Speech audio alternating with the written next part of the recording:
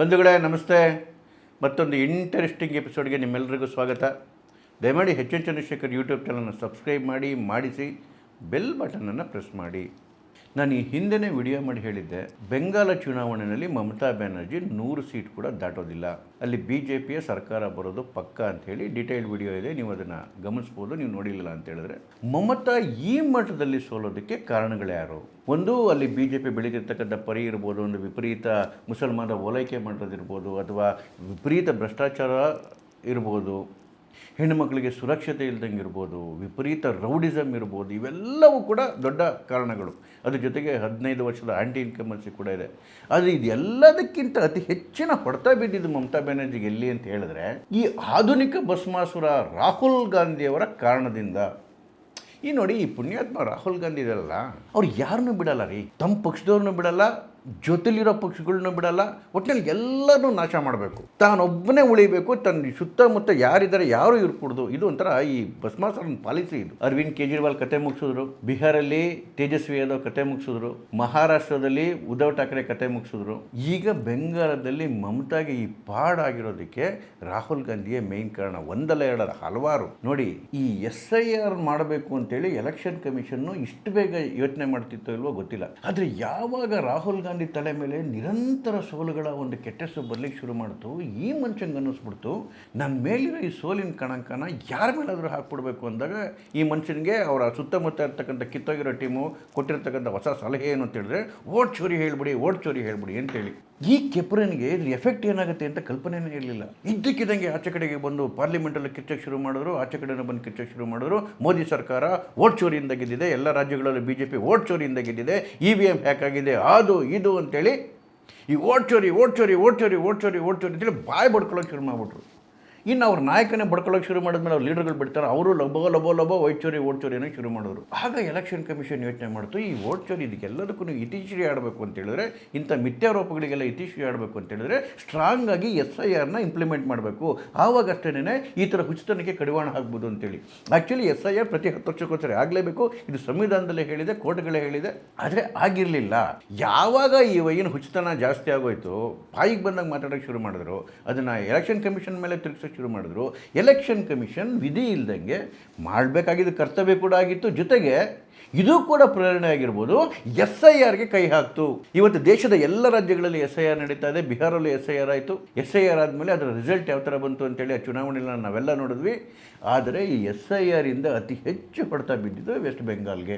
91 ಲಕ್ಷ ಓಟ್ಗಳು ಕಟ್ಟಾಗಿರೋದ್ರಿ. 91 ಲಕ್ಷ, ಅಲ್ಲಿರೋದೇನೇ 7.4 crore ಟೋಟಲ್ ವೋಟ್ಸ್. ಅದರಲ್ಲಿ ಆಲ್ಮೋಸ್ಟ್ 15-16% ಓಟ್ಗಳು ಹೋಗ್ತವೆ ಅಂತ ಹೇಳಿದ್ರೆ, ಪ್ರತಿ ಕಾನ್ಸ್ಟಿಟ್ಯೂಯೆನ್ಸಿನಲ್ಲಿ 18,000 to 25,000 ಓಟ್ಗಳು ಕಟ್ಟಾಗಿದೆ. ಪ್ರತಿ ಕಾನ್ಸ್ಟಿಟ್ಯೂಯೆನ್ಸಿನಲ್ಲಿ ಕಟ್ಟಾಗಿರೋ ಓಟ್ಗಳಲ್ಲೆಲ್ಲ ಮ್ಯಾಕ್ಸಿಮಮ್ ಮುಸಲ್ಮಾನರ ಓಟ್ಗಳು. ಇನ್ನು ತೀರೋಗಿರೋರು, ಡಿಸ್ಪ್ಲೇಸ್ ಆಗಿರೋರು ಬಿಟ್ಬಿಟ್ರೆ ಮ್ಯಾಕ್ಸಿಮಮ್ ಮುಸಲ್ಮಾನರ ಓಟ್ಗಳು. ಅದರಲ್ಲಿ 95% TMCನ ವೋಟರ್ಸು.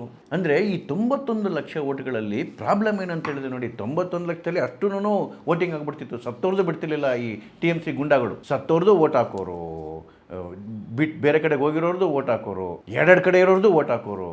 ವೆಸ್ಟ್ ಬೆಂಗಾಲಲ್ಲಿ ಒಂದು ಗಾದೆನೇ ಇದೆ, ತೀರೋಗಿರೋ ನಿಮ್ಮ ತಂದೆ ನೋಡಬೇಕು ಅಂತ ಹೇಳಿದ್ರೆ ನೀವು ಎಲೆಕ್ಷನ್ ಬೂತ್ ಹತ್ರ ಹೋಗಿ ನಿಂತ್ಕೋಬೇಕು ಅಂತ ಹೇಳಿ. ಯಾಕೆಂತೇಳಿದ್ರೆ ನಿಮ್ಮ ಅಪ್ಪ ಬಂದು ವೋಟ್ ಹಾಕ್ಬಿಟ್ಟು ಹೋಗಿರ್ತಾರೆ, ಯಾಕೆಂದರೆ ಅವ್ರ ಅಪ್ಪನ ಹೆಸರಲ್ಲಿ ಆಗಲೇ ವೋಟ್ ಆಗಿರುತ್ತೆ. ಅಂದರೆ ಏನು ಈ ಥರ 91 ಲಕ್ಷ ಫರ್ಜಿ ಓಟ್ಗಳು ಏನು ಕಟ್ಟಾಗಿದೆಯಲ್ಲ ಈಗ, ಅದರಲ್ಲಿ ಆಲ್ಮೋಸ್ಟ್ ಒಂದು 80 ಲಕ್ಷ ಓಟ್ಗಳು TMCಗೆ ಬೀಳ್ತಿದ್ವು. ಅದರ ಅರ್ಥ ಏನು ಅಂತ ಹೇಳಿದ್ರೆ, ಸುಮಾರು 80 ಲಕ್ಷ TMC ಓಟ ಕಟ್ಟಾಗಿದೆ ಅಂತ ಅರ್ಥ. ಕಳೆದ ಚುನಾವಣೆಯಲ್ಲಿ BJP ಮತ್ತು TMCಗೆ ಇದ್ದಂತಹ ಓಟ್ಗಳ ವ್ಯತ್ಯಾಸ 58 ಲಕ್ಷ, 10%.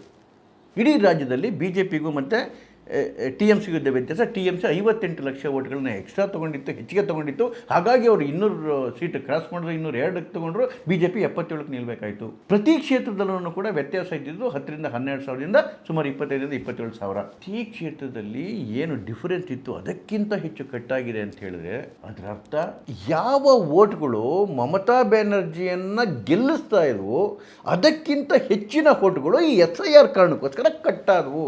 ಈ SIR ಕಟ್ಟಾಗೋದಕ್ಕೆ SIR ಇಂಪ್ಲಿಮೆಂಟ್ ಮಾಡೋದಕ್ಕೆ ರಾಹುಲ್ ಗಾಂಧಿಯವರ ಕೊಡುಗೆ ಅತ್ಯಮೂಲ್ಯ.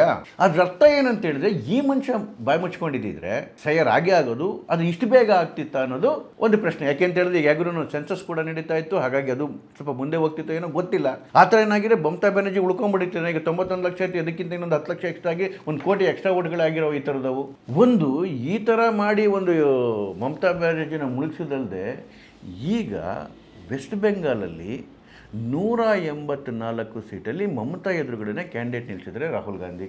184 ಸೀಟಲ್ಲಿ ಅದರಲ್ಲಿ ಸುಮಾರು 77 ಜನ ಮುಸಲ್ಮಾನರಿಗೆ ಟಿಕೆಟ್ ಕೊಟ್ಟಿದ್ದಾರೆ. ಅವರೆಲ್ಲ ಕಡೆ ಕಾನ್ಸಂಟ್ರೇಟ್ ಮಾಡೋದು BJP ಎಷ್ಟು ಸ್ಟ್ರಾಂಗ್ ಆಗಿದೆ ಅಲ್ಲಲ್ಲ, ಎಲ್ಲಿ ಮುಸಲ್ಮಾನರು ಅತಿ ಹೆಚ್ಚು ಪಾಪ್ಯುಲೇಷನ್ ಇದೆ. ಈಗ ಮಾಲ್ಡಾ ಇದೆ, ಉತ್ತರ ಪರಗಣ ಇದೆ, ದಕ್ಷಿಣ ಪರಗಣ ಇದೆ, ಮುರ್ಷಿದಾಬಾದ್ ಇದೆ. ಇಂಥ ಏರಿಯಾಗಳಲ್ಲಿ ಏನು 40, 50, 60% ಮುಸ್ಲಿಂ ಪಾಪ್ಯುಲೇಷನ್ ಇದೆ. ಇಲ್ಲೇನೇ ರಾಹುಲ್ ಗಾಂಧಿ ಕಾನ್ಸಂಟ್ರೇಟ್ ಮಾಡಿ ಅಲ್ಲೆಲ್ಲ ಮುಸ್ಲಿಂ ಕ್ಯಾಂಡಿಡೇಟ್ಗಳಿಗೆ ಟಿಕೆಟ್ ಕೊಟ್ಟಿದ್ದಾರೆ. 1%, 2% ಓಟ್ ಡಿವೈಡ್ ಆದರೂ ಮುಗಿತಲ್ರಿ ಮಮತಾ ಬ್ಯಾನರ್ಜಿ ಕತೆ. ಯಾಕೆ ಅಂತ ಹೇಳಿದ್ರೆ BJP ಇಸ್ ಪರ್ಫಾರ್ಮಿಂಗ್ ಅಮೇಝಿಂಗ್ಲಿ. ದೊಡ್ಡ ಮಟ್ಟದ ಎಫರ್ಟ್ ಆಗ್ತಾ ಇದೆ, ಹಿಂದೂಗಳ ಕನ್ಸಾಲಿಡೇಷನ್ ಆಗ್ತಾ ಇದೆ. ಇಂಥ ಸಂದರ್ಭದಲ್ಲಿ ಮಾರ್ಜಿನ ಭಾಳ ಕಡಿಮೆ ಇದ್ದಾಗ, ನೆಕ್ ಟು ನೆಕ್ ಇದ್ದಾಗ 1%, 2% ಡಿಫ್ರೆನ್ಸ್ ಕೂಡ ಭಾಳ ಡಿಫ್ರೆನ್ಸ್ ಮಾಡಿಬಿಡುತ್ತೆ, ಹ್ಯೂಜ್ ಡಿಫ್ರೆನ್ಸ್ ಮಾಡುತ್ತೆ. ಅದ್ರ ಜೊತೆಗೆ ಹುಮಾಯೂನ್ ಕಬೀರು ಮತ್ತು OIC ಅವರು ಕೂಡ ಮುಸ್ಲಿಂ ಕ್ಯಾಂಡಿಡೇಟ್ಗಳನ್ನ ಹಾಕೊಂಡು ಕೂತವ್ರೆ.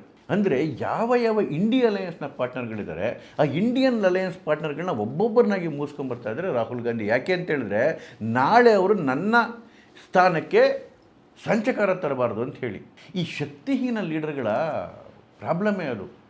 ತಾವು ಬೆಳೆದು ತಾವು ಎತ್ತರಕ್ಕೆ ಹೋಗಿ ಇನ್ನೊಬ್ಬರ ಜೊತೆ ಕಾಂಪೀಟ್ ಮಾಡಬೇಕು ಅನ್ನೋದಲ್ಲ. ತನಗಿಂತ ಯಾರು ಬೆಳಿಬಾರ್ದು, ತನ್ನ ಕೆಳಗಡೆನೇ ಇರಬೇಕು. ಅವ್ರು ಬೆಳೆದ್ರೆ ನನ್ನ ಸ್ಥಾನಕ್ಕೆ ಬಂದ್ಬಿಡ್ತಾರೆ ಅಂತೇಳಿ. ಈಗ ನೋಡಿ, ಅಕಸ್ಮಾತ್ ಏನಾದರೂ ಮಮತಾ ಬ್ಯಾನರ್ಜಿ ಎಲೆಕ್ಷನಲ್ಲಿ ಗೆದ್ದಿದ್ರೆ 4ನೇ ಬಾರಿ ಸತತವಾಗಿ ಗೆದ್ದಂಗಾಗೋದು, ಇಡೀ ದೇಶಕ್ಕೆ ಒಂದು ಸಂದೇಶ ಹೋಗೋದು, BJPಯನ್ನು ಎದುರಿಸ್ತಕ್ಕಂಥ ತಾಕತ್ತು ದೇಶದಲ್ಲಿ ಯಾರಿಗಾದ್ರೂ ಇದ್ದರೆ ಅದು ಕೇವಲ ಮಮತಾ ಬ್ಯಾನರ್ಜಿಗೆ ಮಾತ್ರ ಅಂತೇಳಿ. ಈ ಮಾತನ್ನು ಆಗಲೇ ಅನೇಕ TMC ಲೀಡರ್ಗಳು ಹೇಳ್ಬಿಟ್ಟಿದ್ದಾರೆ.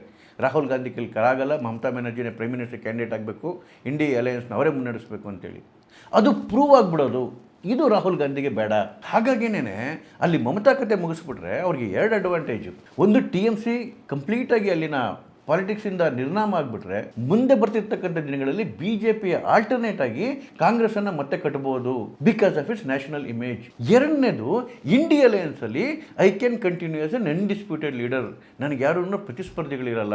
ಇದು ಈವನ್ ಮುಂದೆ ಅಖಿಲೇಶ್ ಯಾದವ್ಗೆ ಎಚ್ಚರಿಕೆ ಗಂಟೆ. UP ಎಲೆಕ್ಷನಲ್ಲಿ ಮುಳುಗೋಕ್ಕೆ ರೆಡಿಯಾಗಿ ಮಿಸ್ಟರ್ ಅಖಿಲೇಶ್ ಯಾದವ್, ನಿಮ್ಮನ್ನು ಮುಳುಗಿಸ್ತಾರೆ ರಾಹುಲ್ ಗಾಂಧಿ. ಸೊ ಈ ಬೆಂಗಾಳದ ಮ್ಯಾಚಿನ ಮ್ಯಾನ್ ಆಫ್ ದಿ ಮ್ಯಾಚ್ ಅಂತ ಯಾರಾದರೂ ಇದ್ದರೆ ಅದು ರಾಹುಲ್ ಗಾಂಧಿ. ಮಮತಾ ಸೋಲಿನ ಮ್ಯಾಚಿನ man of the match Rahul Gandhi ಆಗ್ತಾರೆ. ರಾಹುಲ್ ಗಾಂಧಿಯನ್ನು ನೆಚ್ಕೊಂಡಿದ್ದಕ್ಕೆ, ಕಾಂಗ್ರೆಸ್ಸನ್ನು ನೆಚ್ಕೊಂಡಿದ್ದಕ್ಕೆ ಮಮತಾ ಬ್ಯಾನರ್ಜಿಗೆ ಒಳ್ಳೆ ಗಿಫ್ಟ್ ಸಿಕ್ಕಿದೆ. ಮೇ 4ಕ್ಕೆ ಅದರ ಅನಾವರಣ ಆಗುತ್ತೆ. ನಮಸ್ಕಾರ.